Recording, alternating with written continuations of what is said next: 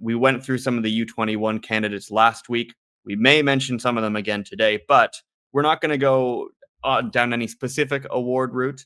But what we want to talk about today is last-minute award candidates. Anybody that you think is kind of sneaking into the conversation right at the end of the year. We know that there can be recency bias when you think about who you think should win awards. Certainly, if an attacking player goes on a run at the end of the season, it's hard to discount. So every year we do have some players that kind of sneak their way into that conversation, and maybe we'll just throw out some of them now and wonder if they could possibly work their way into those nominations. Mitch, I know you have a few options that are on your mind. This was your idea for a segment, so we'll start it off with you because I know you've got some names to drop. Yeah, put the pressure immediately on me. But I think there's a few that over the past couple of weeks have really kind of worked their way and earned their way into the conversation. One for me is I know he's been there in terms of the conversation for the entire season, but really kind of elevating himself into a favorite to even potentially go on and win the award is Tierno Ba.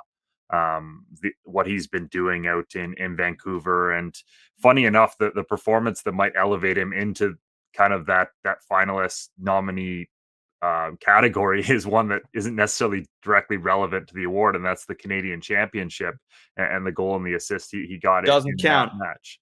But I think in the kind of popularity context and just what that meant for his stock as a player, and people really realizing like, wow, he has put together a fantastic season. Like he has really taken a step forward this season. 2 goals, 6 assists.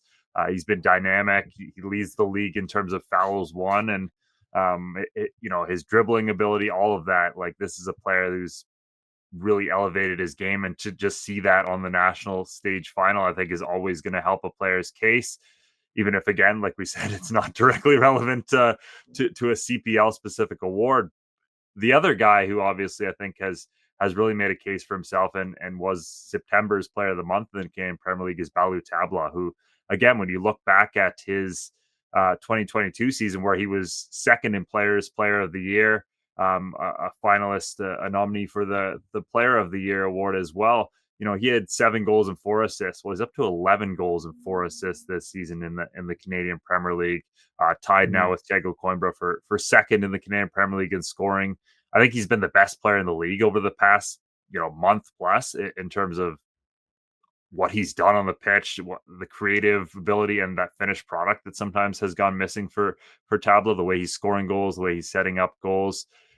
The issue for him is always going to be there's so many Ottawa players. He's maybe been Ottawa's 4th best player this season, maybe even 5th if you want to throw Nate Ingham in there as well, and what he's had. So I think that will hurt him in an award conversation, but I think he does deserve recognition because he's been one of the best Canadian Premier League players this season, and I think over the past month he's been the best one.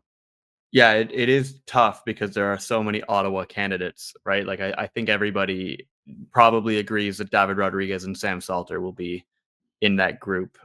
Manny Aparicio has been incredible for Ottawa. He's the kind of player that gives you like at least an 8 out of 10 every game, and sometimes a 10.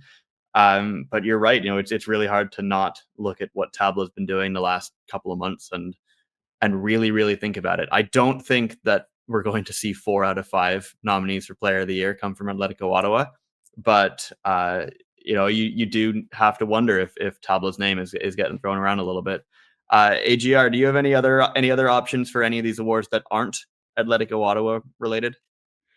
Yeah, definitely a few. I mean, yeah, and to your point, I mean, maybe I'd love to see some like what 1 to 5 votes would look like, because like that's honestly the thing, like the wild thing. We got to pick one for all of these awards, and like imagine picking between some of these guys for some of them. Some names I would throw out to throw at a U21, because I just feel like he's kind of flown under the radar considering the role he's playing on a potential title-winning team. But Jose Masunda, just because it's easy to get lost in a lot of the flash at Forge of Dan Nimmick's been fantastic. Of course, Kyle Becker always is fantastic.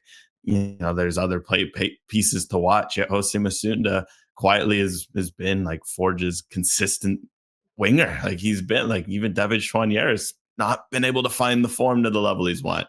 Borges is, has been in out of the lineup. It's Masunda has just been this consistent force at left wing, up to 9 goal contributions. He's just dynamic too. Like every time he's on the field, he makes life difficult for his fullback.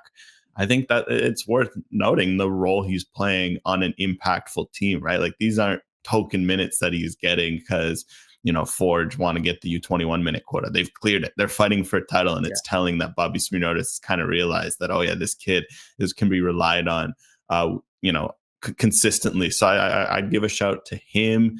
Another name I would look out at Cavalry. I know Mitch mentioned earlier, and it's facts, and I think it's going to make the discussion tough for him. But Ali Musi feels like he'll be in the race just because, even though despite his slow start, he's been so good lately. And just to put it into context, he's 9 goals and 7 assists. When he won the Players Player of the Year award in 2023, he had 7 goals and 7 assists. He's already had a better output season than he did when he won that award. Of course, different year this year. Had it not been the Salter and Rodriguez show, his numbers would look wild, because I was looking. Right now, his 16 goal contributions are 5th all time, including Rodriguez and Salter. In like 3 of the seasons in the CPL, he would have had the best G+A out of anyone. It's just, this year. Yeah, that's crazy. Like, it just gives you context, how dynamic the Ottawa guys have been, but also how quietly good Musi has been at putting goals and assists on the board. So I'd give him a shout for something. Maybe he'll get a lot of love for Player of the Year again, because he's so tough to play against that maybe when it comes to the overall Players of the Year, which feels a bit more almost like an MVP, you consider a bit more team success, whatever. Player of the Year is just kind of one where it's like, who annoys you the most? I think most defenders will vote for Musi based on that.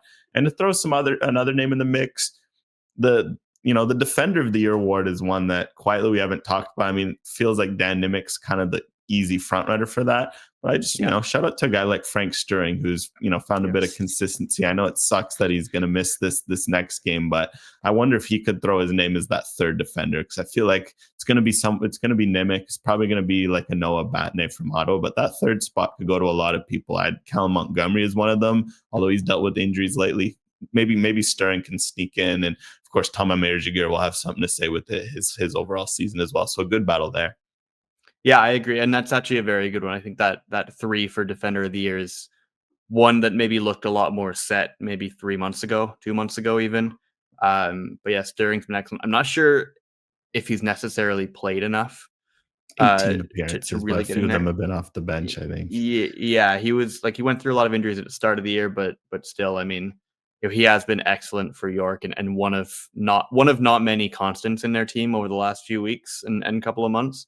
Yeah, there are a lot of options for those Defenders of the Year.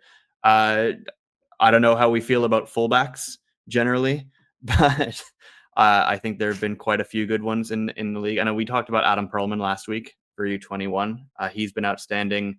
Resert Rama at Forge is always pretty consistent and very, very tough to play against. There's lots of options across the board, so that's one that I really have trouble picking. But anyway, we're going to find out who these nominees are pretty soon. And at that point, we won't get to speculate anymore other than around who might win them. But those awards will start to come out after the regular season has completed, with all of the winners announced just a couple of days before the CPL final, which is going to be a lot of fun as always.